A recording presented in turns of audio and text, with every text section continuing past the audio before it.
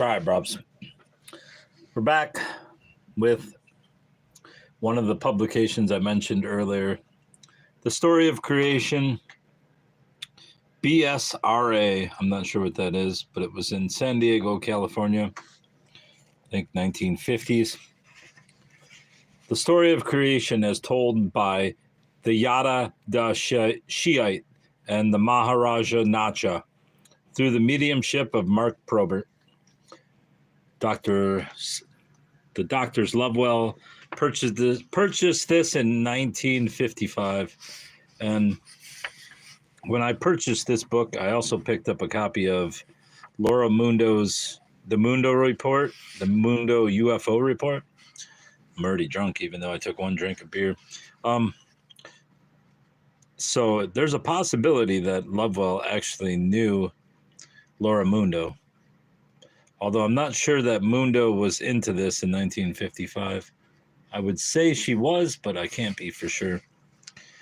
Reprinted by permission of Mark Probert from The Magic Bag, an Occult Study in Consciousness, in 2 parts, dictated by Clear Audience and copyrighted by Mark Probert, 1950 and 1952.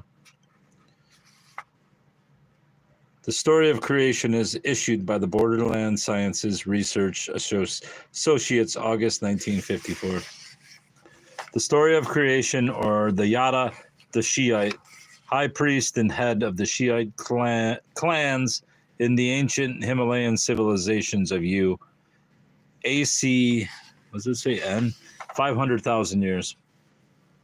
The space you now see and seem to feel to be outside of yourself was once a black void that stretched out into all an endless eternity. There were neither wind nor elements of any kind whatsoever. All was in utter quiescence, of a kind which no human can even faintly comprehend. And yet within that incomprehensible void, there was a vast world of life and ceaseless activity that far surpassed in beauty and grandeur anything earth people have ever known. Let me pause here and now tell you that you people of Earth will know of this world again in the great distant future of time. You will all come home. This world I speak of is man's true consciousness. It needed no external light, for it was a light unto itself. The same goes for sound, and for all things you know of now in your physical world. If this were not so, where then do you think all that you now have and love could have come from?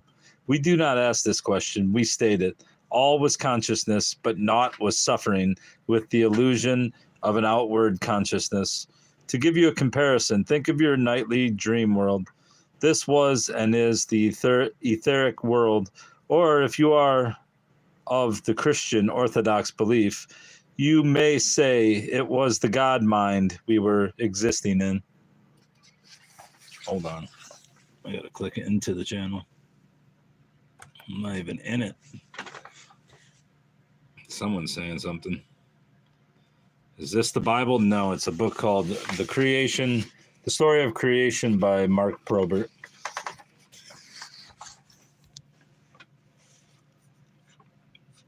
Get this off there. There you go.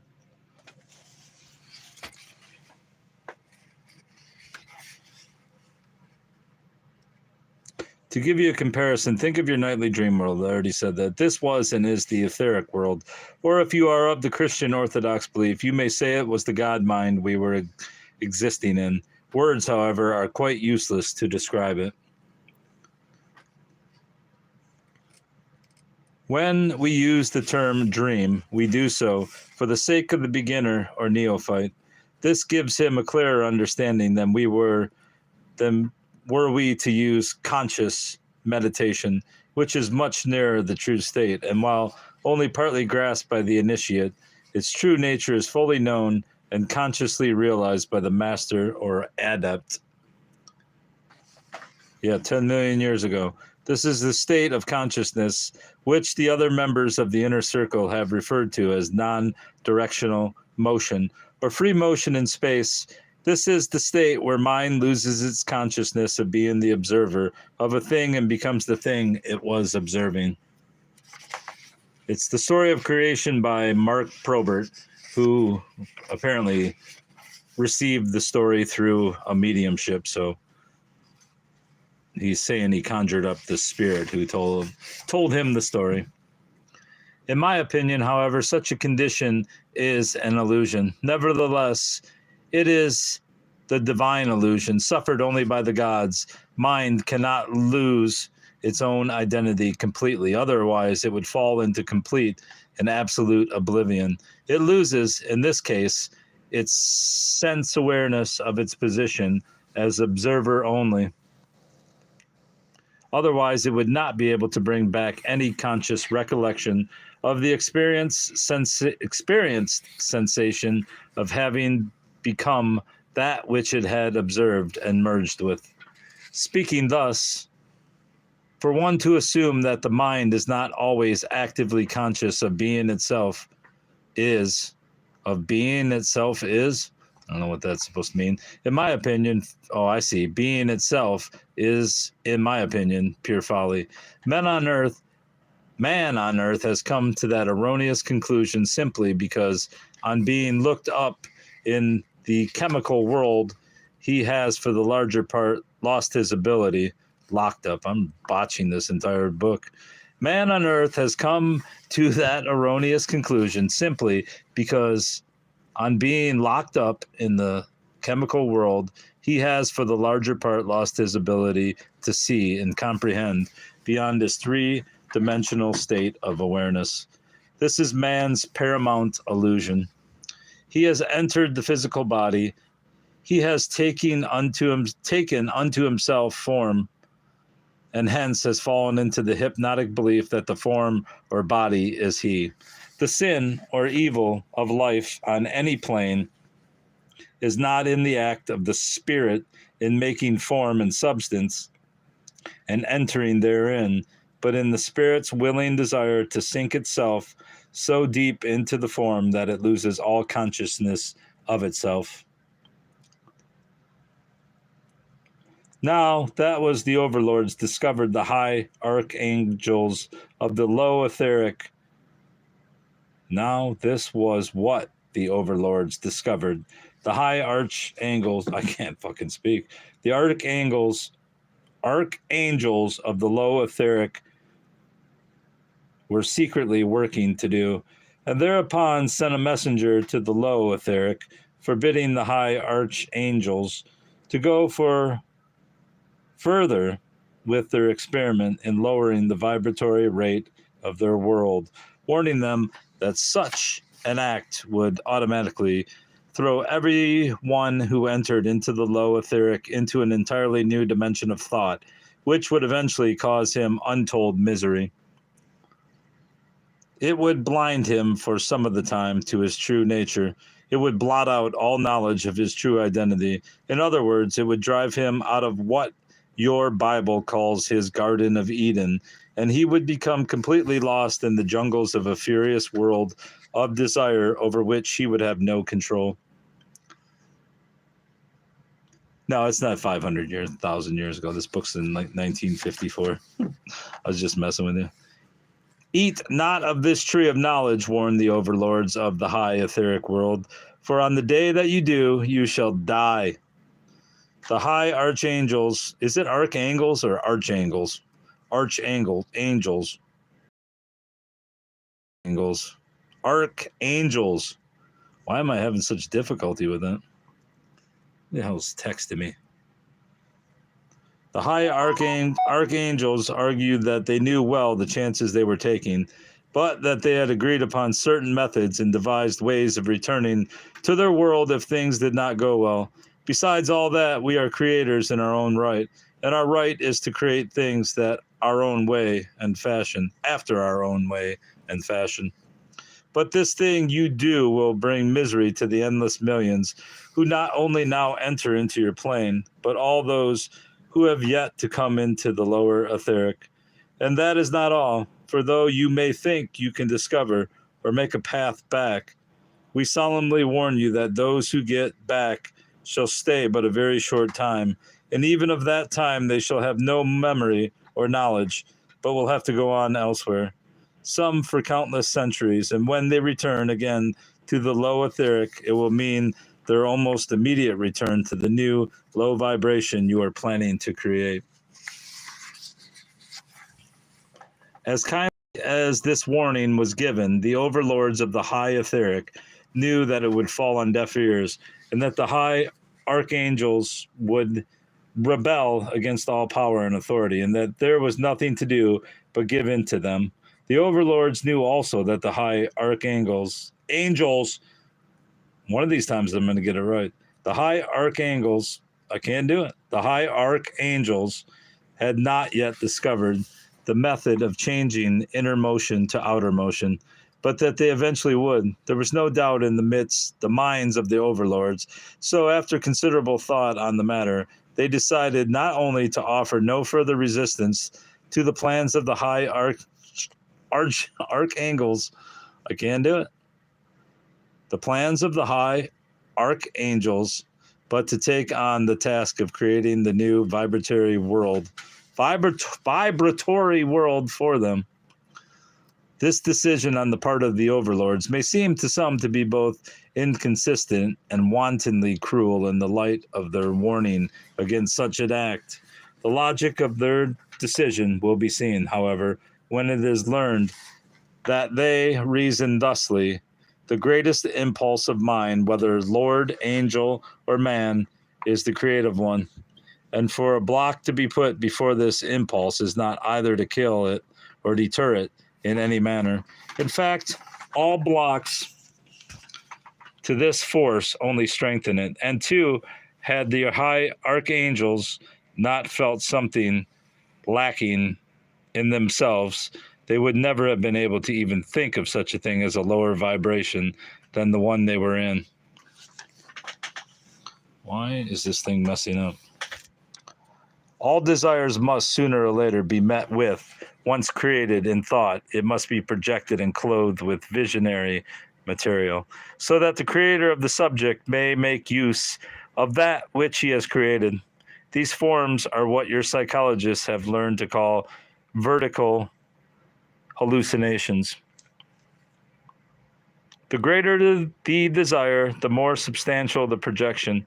Two, the lower the plane the creator abides in, the more difficult it becomes to project and clothe the thought desire in visual substance.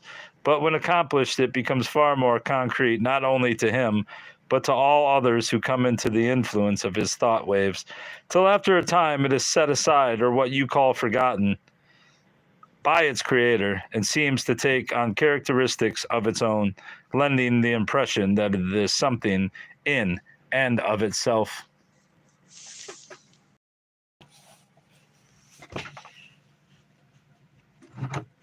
Time for a drink of beer.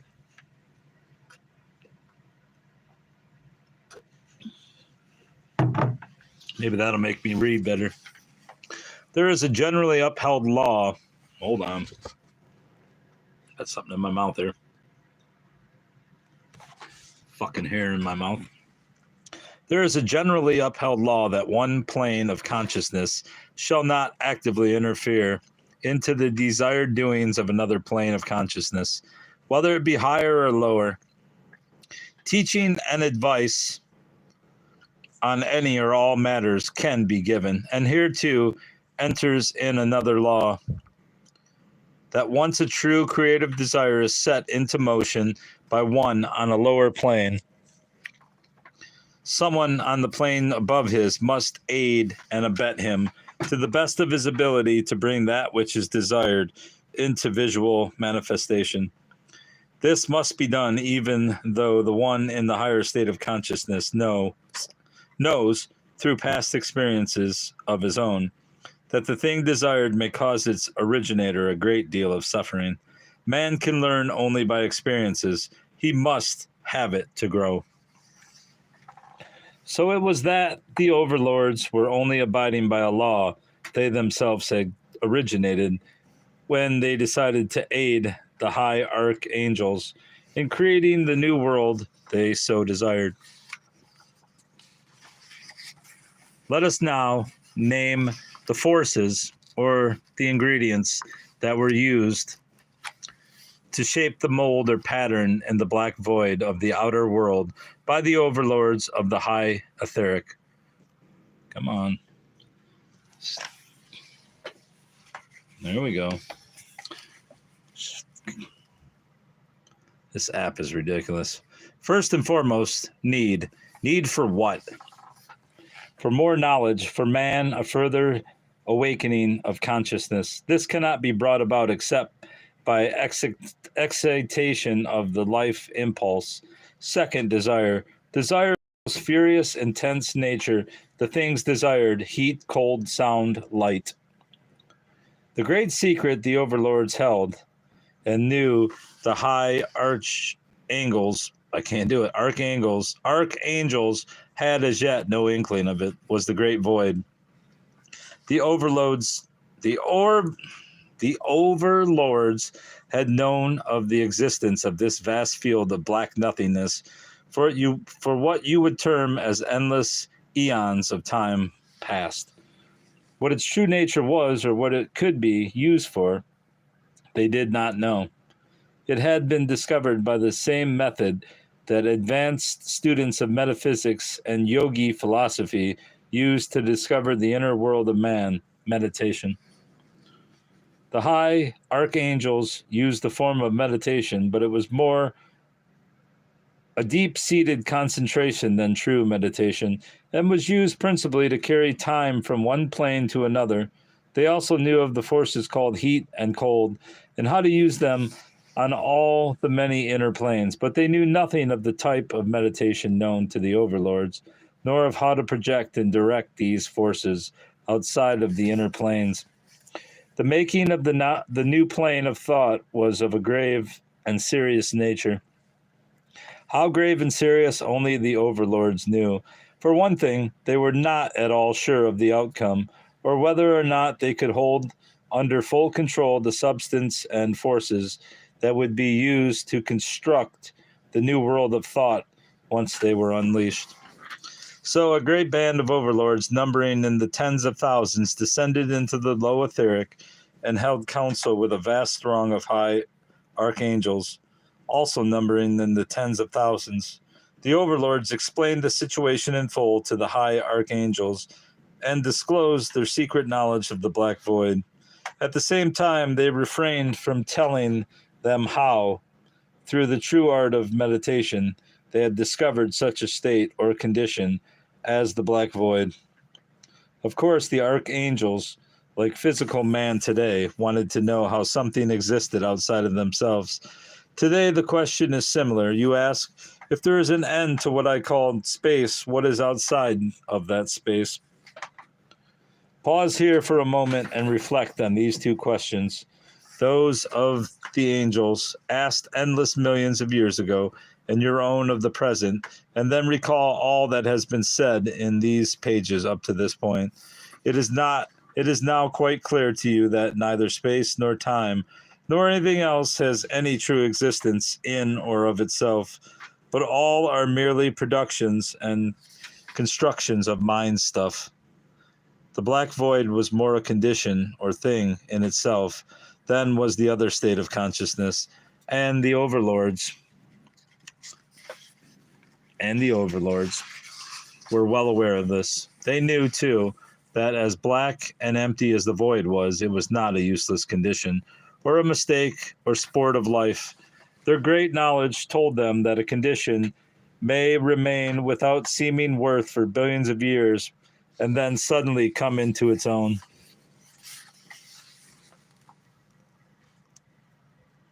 and its own way, and its own may transcend in beauty and value all else that seemed so brilliant before. Let me put a book on this so I don't have to hold this damn thing. There we go. Let's get some more beer too.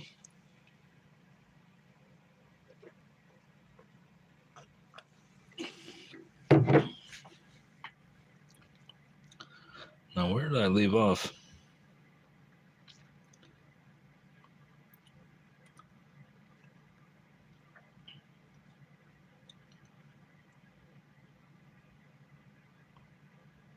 The condition called the Black Void was not to be explained. The Overlord said it was to be experienced, but that time is not yet for you. And if you insist on this new creation, as we know you do, the time shall come, and soon, when you shall enter into it and experience it. But when that time comes, it shall not be as it is now, for in your present state you would not comprehend it, and it would therefore be in chaos and madness to your world. Have faith in us, and we shall build your desired creation. With that, the meeting was ended, and the overlords withdrew again to their high mental state to begin the creation of what you now know as the physical, chemical world. After spending much time, not as you know time, in deep prayer to their God, they then prepared themselves for a great ritual, half of which they held in secret, and the last half they called upon the whole vast population to lend their strength and energy to. The hell does that say? Matrams? Mantrams were said in perfect harmony and unison. Is that mantras? Mantras were said in perfect harmony and unison, uttered by millions upon millions of voices, starting in a low whisper and working up to a devastating crescendo. The Ripper. Is that Jack? Is that Jack the Ripper? Are you back, buddy? Aaron, what was that guy? What's the new guy that they claim is Aaron something? Some Polish Jewish name. Upon millions of voices starting in a low whisper and working up to a devastating crescendo and fading back to a whisper, the great holy words, these mantrams, I guess they're mantrams and not mantras. Never heard of the word mantrams. We cannot give you, for the simple reason that we do not know them.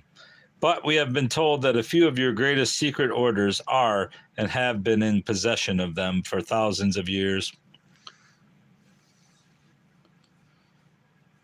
We may tell you also that certain of these mantrams are the golden keys that man finally acquires after he has completed his round of physical experiences, both in the chemical world and on the many planes of the astral. These keys alone will once more open the door to the high etheric. It is also taught that certain individuals can, if they so wish, attain such a state of truth awareness that it will negate much of their karma, thereby reducing the need the ego may find in itself for returning to the chemical world. This knowledge must be gained while still in the physical world. When the great ritual had been brought to a close, the vast angelic host of the high etheric, who had not yet attained the overlord state of consciousness, were dismissed and asked to go about their living in constant prayer for the success of the efforts of the coming project of the overlords. It's a book called The Story of Creation, which was supposedly told to a medium named Mark Probert.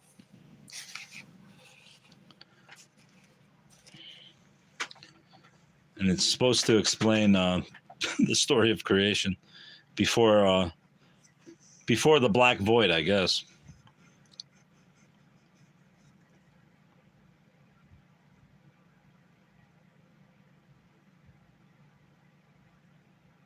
Let me read that again. When the great ritual had been brought to a close, the vast angelic host of the high etheric, who had not yet attained the overlord state of consciousness, were dismissed and asked to go about their living in constant prayer for the success of the efforts of the coming project of the overlords.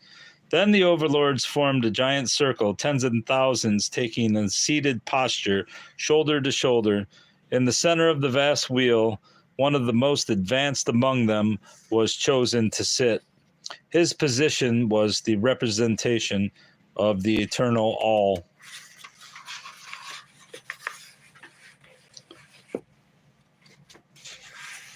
When all was in readiness, the command came from the center of the wheel that they should start chanting the great holy mantrams, and none were to stop till they felt themselves slipping from their awareness sense of the high etheric.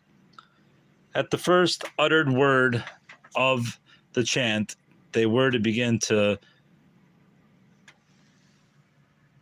What the hell is that? Oh, meditate. It looked like meotate, but it's just a bad D. Meditate, not upon the black void, but upon the two force energies called heat and cold. They were to picture these two forces running alternately from themselves in tremendous torrents. The mantrams would of themselves bring in the conscious awareness of the black void. I mean, this sounds like some butter churning bullshit to me. If I'm quite honest with you, it sounds like some butter churning bullshit. As we said before, this was an entirely new experiment, and the overlords watched with what may be termed bated breath while they struggled to keep the forces under strict control. Suddenly, the two energies rushed with tremendous speed and force into one another. For the barest tick of time, nothing happened. The next instant, there was a devastating flash of what you now know as lightning. So lightning was around, but consciousness was not. I mean, what kind of bullshit is this? The brilliance being of appalling magnitude and intensity. Lighting up the black void for billions of miles. The light being a beautiful opalescent green. Then the light streaked back to its center of origin, and another tick of time passed in blackness while the overlords watched with growing interest the violent churning of the heat and cold energies. Then the whole black void seemed to shudder and rock in convulsive waves of what you call noise, as these two elements battled one another for supremacy of the black void, only to have the brilliant green light drive them farther and farther apart. At the same time, the terrific vibrating waves of sound created an ever-widening magnetic field that drove the heat and cold waves together at tremendous speeds, and the meeting and resultant exploding of these two energies, oxygen and hydrogen, which acted as a conductor for the flashes of light you call electricity.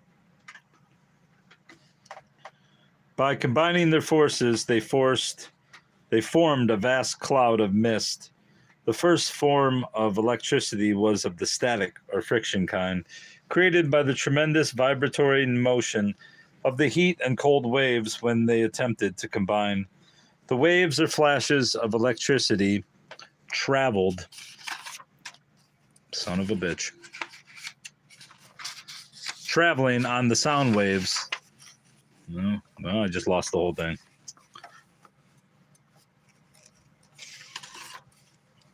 This is why we can't have anything nice. Traveling on the sound waves, you son of a bitch. Well, the thing is, I don't want to break this book spine, so I'm trying to treat it gently, because since it's a 70-year-old pamphlet.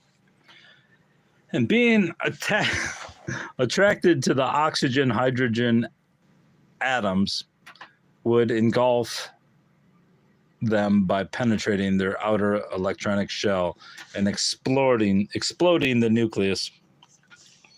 Actually, one atom of matter never strikes another atom, but on approaching, oh no, it's the hot rod. He's back.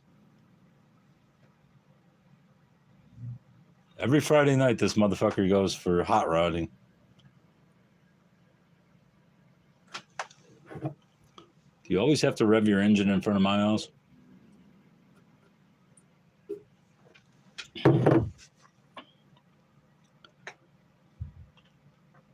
Actually, one atom of matter never strikes another atom, but on approaching one another, the heavier of the two disrupts violently the magnetic field between the electrons in the nucleus, and the nucleus of the lighter body explodes long before the nucleus of the heavier body can touch it.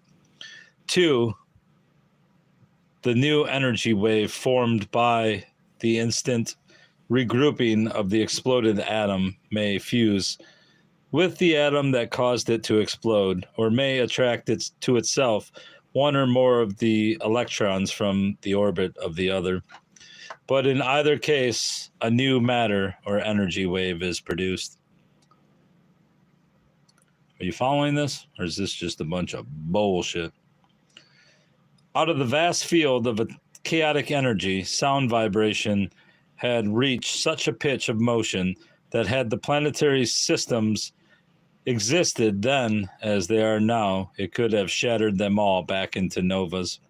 However, under the then existing conditions, it became an atom smasher of devastating strength and proportion, releasing many new energies, the most important of which was what you now call energy, radiant energy. With crushing blows of intermittent sound waves, monstrous vacuum tubes or pockets formed between the blows, sucking into their black depths vast energy clouds. Then high-speed sound waves rolled in after them, crushing the electronic shells and exploding the kernel or nucleus. In smashing the atom, the electrons are jarred loose from their orbits, and they go shooting off into space, but their freedom is short-lived. In fact, almost negligible due to the many attracting forces around them. The stripping of the shell from the atom leaves it open for the force of sound to play against it, till it raises the vibratory speed far beyond that natural to it. This abnormal speed creates frictional heat of the most intense kind, causing the nucleus to disintegrate in a blaze of its own life forces, radiant energy. When the sound waves rolled back out of the mouths of these giant vacuum tubes, radiation particles used the waves of motion as a vehicle, thus escaping the tubes being formed in a spiral or bore shape, or better yet, like the spiral formation of a cyclone cloud. Sound waves rushed out in spiral waves, creating a spiral-like vortex in the chaotic darkness. These wheeling fields of motion created by sound waves, while strong enough to attract to themselves radiant sound waves, or radiant energy particles could not, in the beginning, attract and hold other particles. Instead, these passed through the spiral lines as if they did not exist.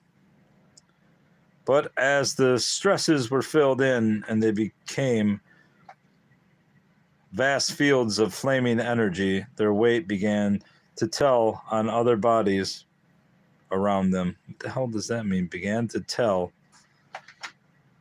on other bodies around them, and all lighter bodies within their tremendous field of attraction were swallowed up in pulsating gulps. And with crushing blows, the essence of their energy was crushed out of them, and their shells spewed out into space. All substance, being born from the great cosmic mind or wheel, has the likes or dislikes natural to the mind. This is true also of the seeming individual minds of man. My purpose in pointing out this, other than to make some money off idiots, particular idea is to give you a clearer understanding in respect to this action called natural selectivity and affinity that take place in your chemical world. This is the thing of the thing, or what our mutual friend and helper, Mead Lane, hey, I have his book too, which is crazy. There's Mead Lane right there. Calls the ding and sitch. All right, that's curious. It is a mode of consciousness of its creator. While this law cannot be changed in its entirety, it is, like all else, subject to change by modification. Were it not for the cushion called modification, all things would be subject to sudden and drastic changes, and your earth life would be a far different thing than it is. So you see, if you feel you have nothing else to thank the God for, you may thank him every day of your life for the law of modification. I mean, what a bunch of bullshit.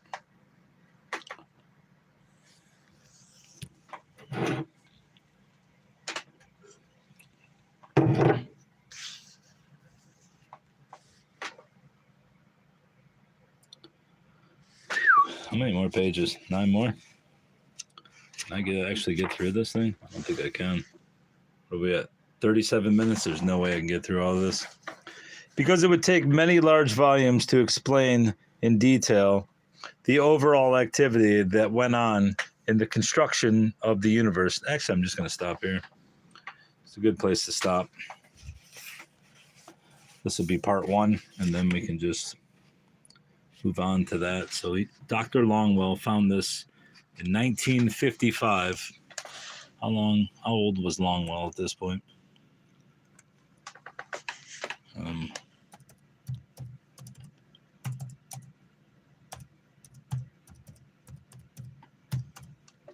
I ain't gonna do it.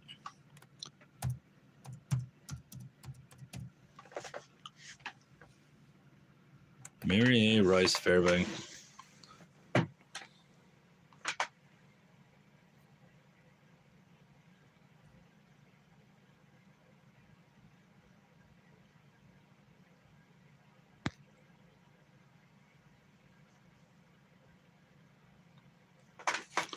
Let me type this in. Paul Lovewell. The story of creation. Paul Lovewell. I should just do Victoria Lovewell. Be easier. No, Lucian would be even easier. Lucian.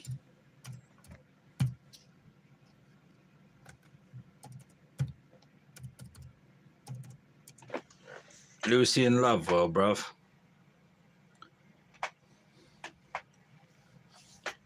Let's get a beat on him. Private Lucian? No, it's not private. It's Lucian Scott Lovewell. He was born in 35. When did his father die? So Paul Lovewell died in 1964. And he bought this book in 55. So what was he at that point? 51 years old. So he was most of the way through his life. He had 8 years to live, 9 years at most. And he purchased this book about the story of creation. Makes no sense.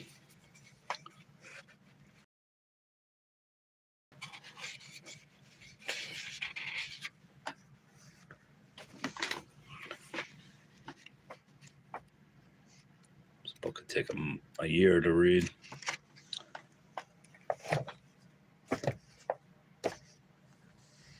What's up, bruv? I'm going to type this in. The Story of Creation by... Where is it?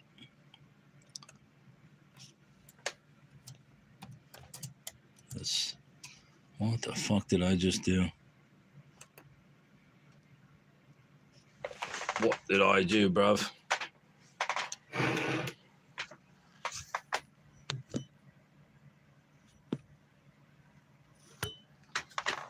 fuck something up here.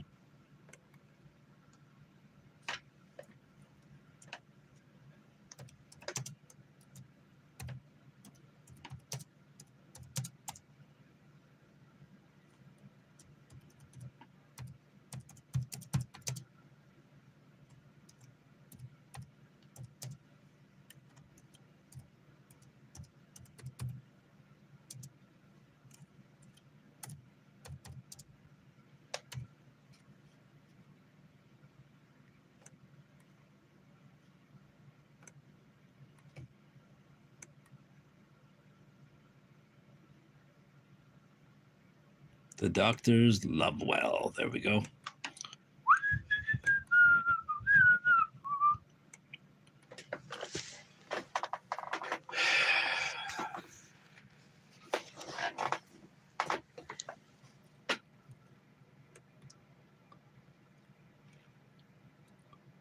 And we shall restart this channel.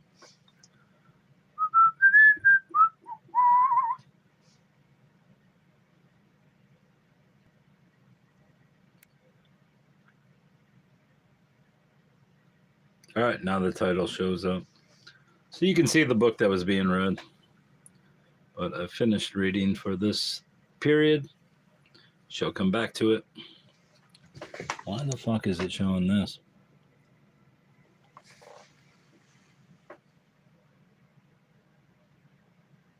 Welcome to the chat. Remember to guard your privacy. Guard bullshit here.